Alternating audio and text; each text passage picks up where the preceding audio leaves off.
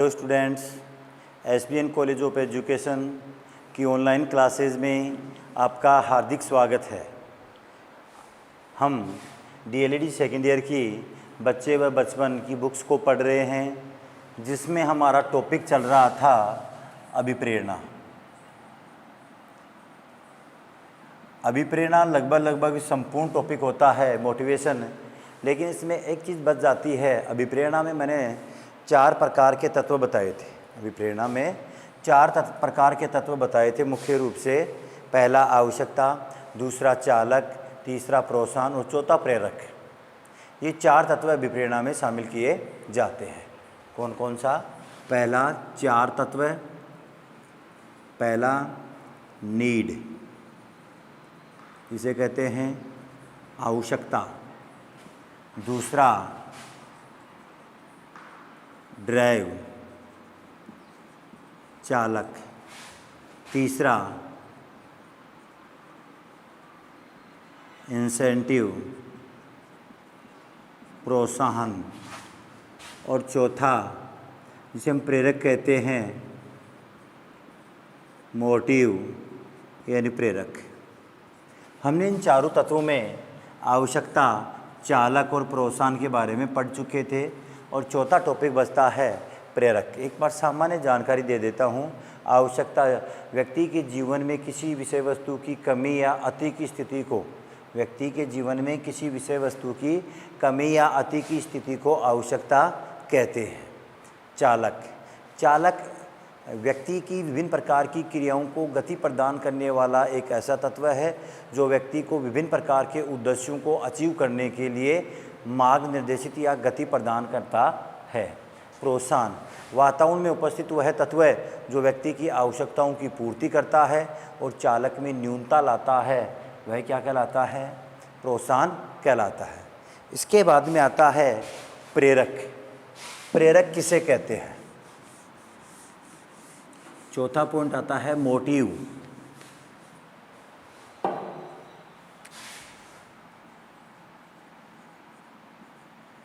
Motive का मतलब होता है प्रेरक। हम सामान्य रूप से बात करें कि प्रेरक क्या होता है, तो व्यक्ति की वातावरण में उपस्थित वह स्थिति या वह दशा या व्यक्ति की वह आंतरिक दशा जो व्यक्ति को विशेष प्रकार के कार्य को करने के लिए प्रेरित करता है, उसे क्या कहते हैं? प्रेरक कहते हैं। मुख्य रूप से अभिप्रेरणा के वही तत्व है जो अभिप्रेरणा के चक्र को पूरा करने में योगदान प्रदान करते हैं। उनमें से एक स्पेशल तत्व है जिसे हम चालक कहते हैं, ड्राइव कहते हैं। उसी से सिमिलर रूप रखने वाला तत्व है प्रेरक कहलाता है। वातावरण में उपस्थित वह वस्तु जिसे देखकर व्यक्ति या जिसे व्यक्ति प्राप्त करने के लिए कार्यों को गति प्रदान करता है, कार्यों की शुरुआत करता है, कार्यों के लिए करने के लिए पूर्ति करने के लिए आगे बढ़ता है, उसे ही हम प्रेरक कहते हैं। सामान्य रूप से अगर हमें इसकी बात अलग से करें कि प्रेरक होता क्या है, तो प्रेरक व्यक्ति के अंदर उपस्थित ऐसी मनोवैज्ञानिक दशा जो व्यक्ति को कार्य करने के लिए प्रेरित करे। व्यक्ति के अंदर उपस्थित ऐसी मनोवैज्ञानिक दशा, अंदर की ऐसी मनोवैज्ञानिक दशा जो व्यक्ति को कार्य करने के लिए प्रेरित करे। प्रेरक की परिभाषा लिखता हूँ। व्यक्ति के अंदर उपस्थित ऐसी मनोवैज्ञानिक दशा जो व्यक्ति के अंदर उपस्थित ऐसी मनोवैज्ञानिक दशा जो किसी कार्य को करने के लिए, जो व्यक्ति के अंदर उपस्थित ऐसी मनोवैज्ञानिक दशा जो किसी कार्य को करने के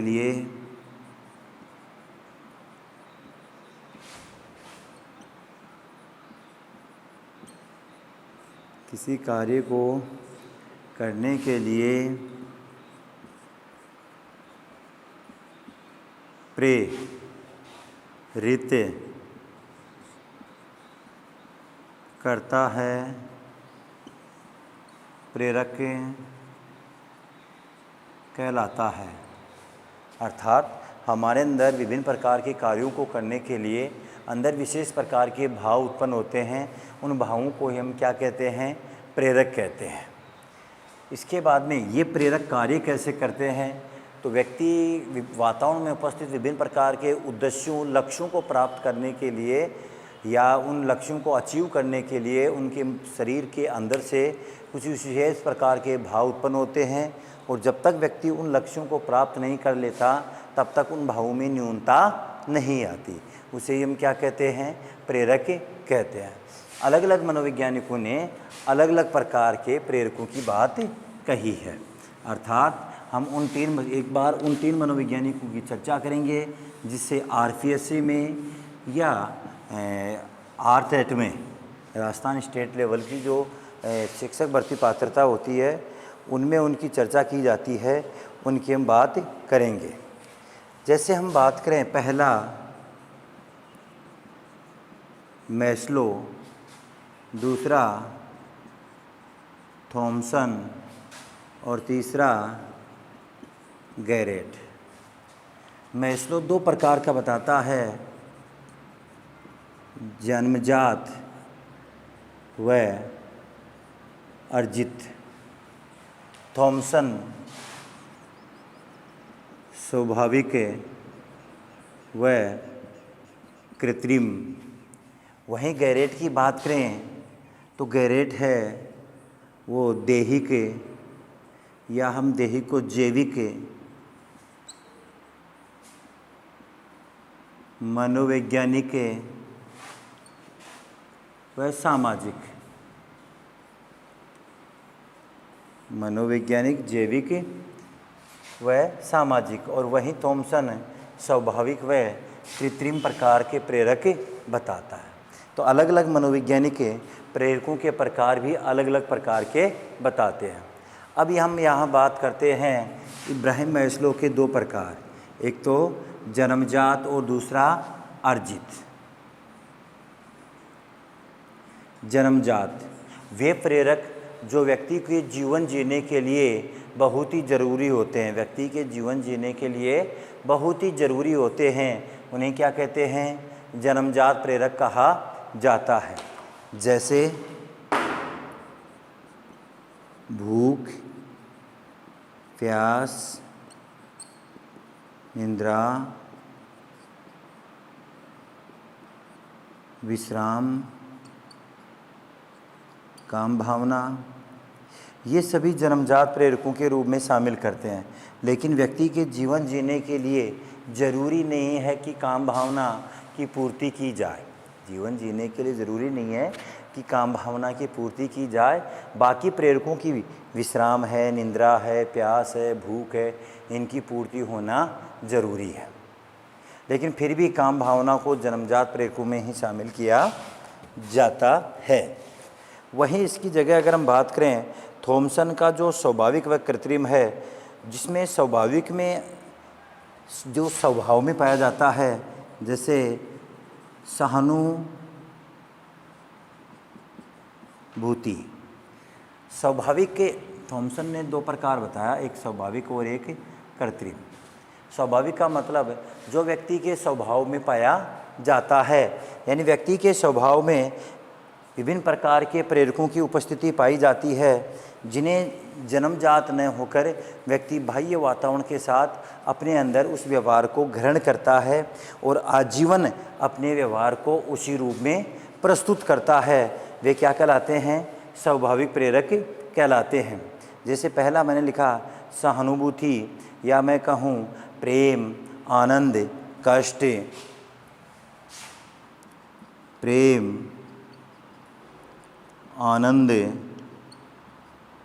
कष्ट, ये कैसे हैं? स्वाभाविक प्रेरक हैं। अब यहाँ मैंने अर्जित से पहले स्वाभाविक बताए हैं। क्यों बताए हैं? वो इसलिए बताए, भूला नहीं हूँ, क्योंकि कई बार इनको हम इसमें डाल देते हैं। यहाँ ध्यान देना बच्चों, जन्मजात प्रेरक जन्म से पाए जाते हैं और व्यक्ति के जीवन जीने के लिए बहुत ही ज़रूरी होते हैं, वे जन्मजात प्रेरक कहलाते हैं। स्वाभाविक प्रेरक हैं इनके बिना जीवन जिया जा सकता है, लेकिन ये मनुष्य के स्वभाव में स्वतः पाए जाते हैं। जैसे देखते हैं बुजुर्ग महिला द्वारा छोटे बालक पे सिर पे हाथ फेरना, अपना प्यार का प्रदर्शन करना, एक व्यक्ति द्वारा अपनी आँखों में हंसी को लेकर बाह्य रूप में प्रकट करना, या मैं कहूँ नम्रता प्रदर्शित करना, क्रोध प्रदर्शित करना, भय के प्रदर्शित करना, ये सब कैसे हैं? स्वभाव है। कोई व्यक्ति ठंडे पानी से डरता है तो कोई व्यक्ति ठंडे पानी से नहाता है। क्यों? क्योंकि उनके अंदर एक प्रेरक होता है और वो प्रेरक स्वाभाविक प्रेरक होते हैं। तो इनमें अंतर ये है कि ये तो स्वाभाविक होते हैं सभी प्रकार के, जो व्यक्ति के स्वभाव और व्यक्तित्व के निर्माण में सहायक होते हैं। ये प्रेरक व्यक्ति के व्यक्तित्व के निर्माण में सहायक होते हैं, बल्कि ये प्रेरक व्यक्ति को जीवन जीने के लिए बहुत ही ज़रूरी होते हैं। इसके यहाँ हम देखते हैं कि अर्जित प्रेरक हैं, उनमें कौन से शामिल होते हैं। तो हमने पहले लिखा था उपलब्धि, प्रशंसा, या हम कहें संबंधन,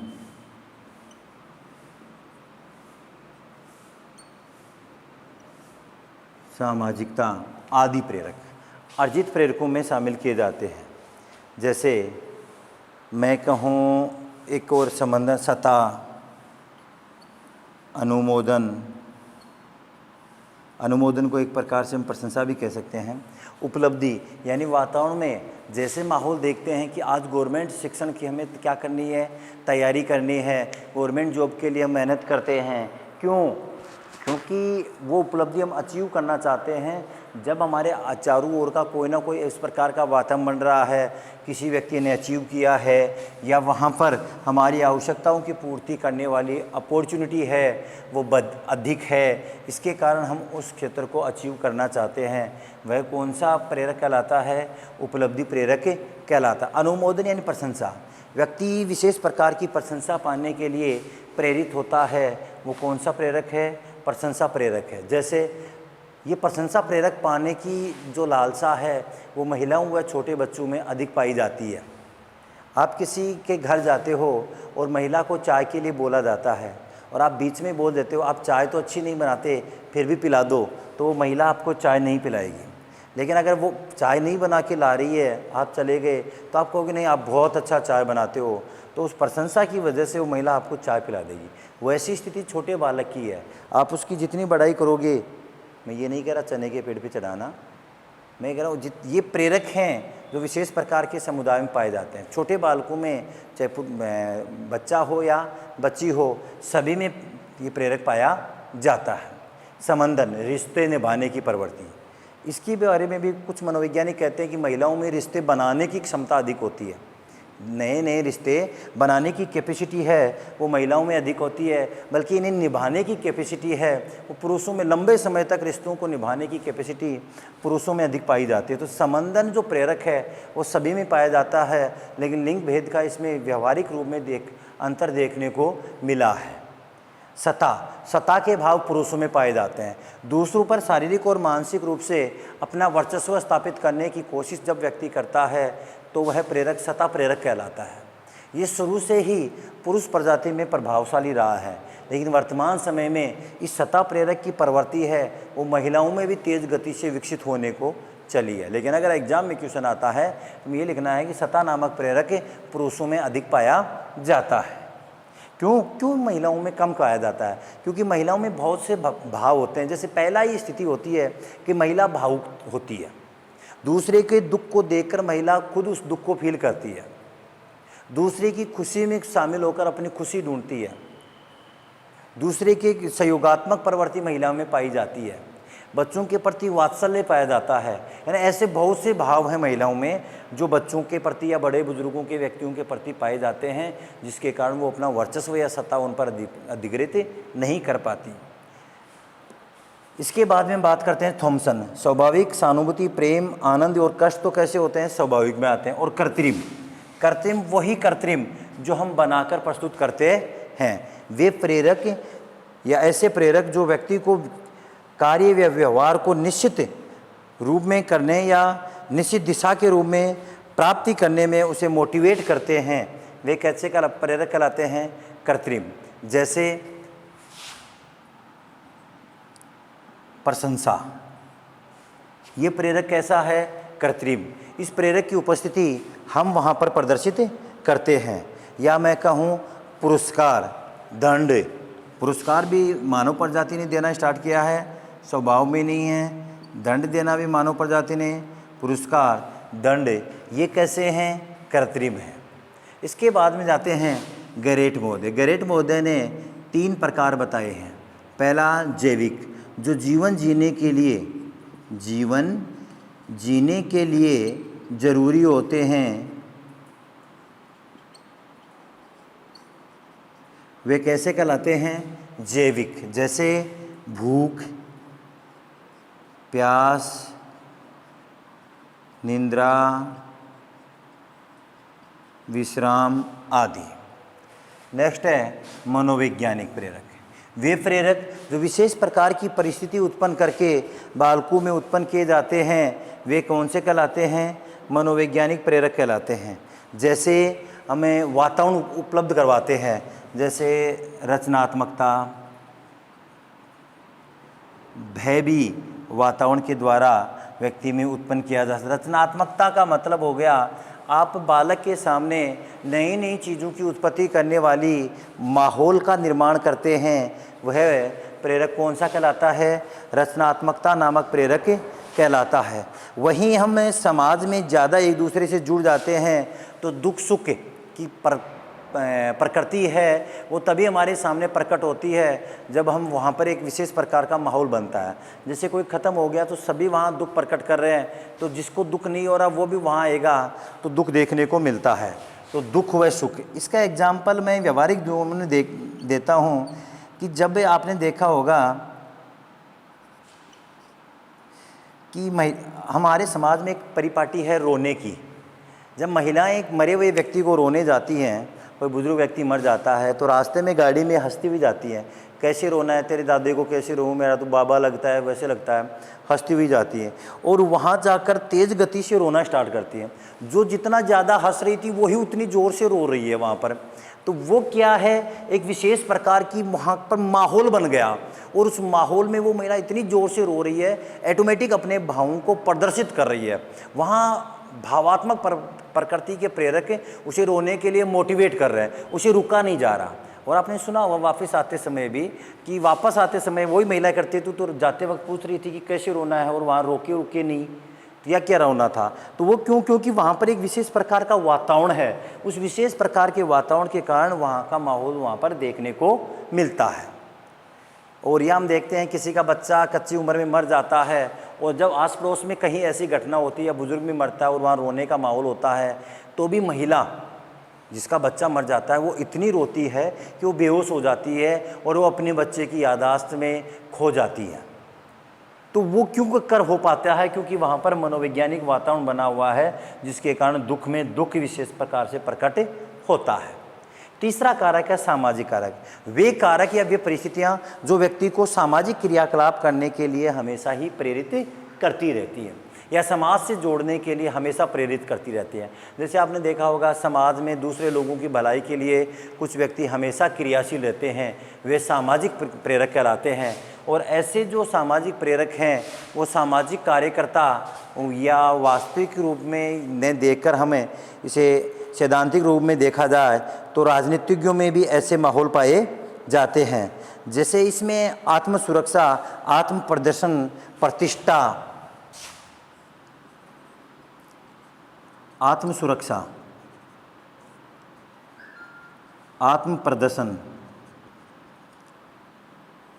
आत्म सुरक्षा, अपने आप की सुरक्षा किससे? समाज से। कब होगा?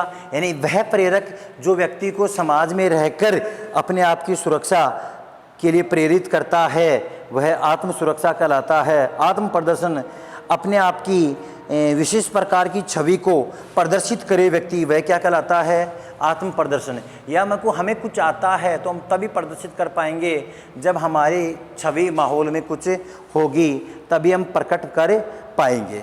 या कहें प्रतिष्ठा, ये भी किस में आता है? सामाजिक में। प्रतिष्ठा यानी सम्मान। सम्मान कहाँ पर होता है? समाज में होता है। जहाँ समाज नहीं होगा वहाँ पर सम्मान नहीं होगा। तो प्रतिष्ठा, आत्म सुरक्षा, आत्म प्रदर्शन कैसे हैं? सामाजिक हैं। मनोवैज्ञानिक कौन से हैं? रचनात्मक, भय, दुख व सुख हैं। जैविक है, जो जीवन जीने के लिए बहुत जरूरी हो, जैसे भूख, प्यास, निद्रा, विश्राम। वहीं थॉमसन के, देखो एक बार ध्यान, थॉमसन ने 2 स्वाभाविक व कृत्रिम। स्वाभाविक में सहानुभूति, प्रेम, आनंद व कष्ट। कृत्रिम में प्रशंसा, पुरस्कार व दंड। वही मैस्लो की बात की जाए तो मैस्लो ने कितने प्रकार? 2 प्रकार बताए हैं, जन्मजात व अर्जित। भूख, प्यास, निद्रा, विश्राम व काम भावना।